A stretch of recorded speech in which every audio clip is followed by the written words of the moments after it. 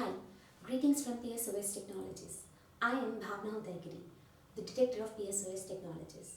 We, the Psos Technologies, are into a service sector that develops and designs different software products used by the mankind. Currently, we as a company are working and developing multiple mobile apps and desktop apps under the name Sharing based on the requirement. However, we are not constrained to just these. We are planning for a bigger thing. We decide for the bigger things, and in a broader perspective, we planned to create, develop and design multiple software products that can be used in different sectors like agriculture, construction, next automotives, drone technologies and defense sector.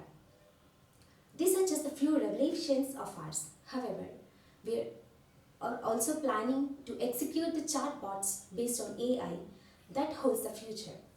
We try to achieve our dream, a dream where we see India at its best version, and a dream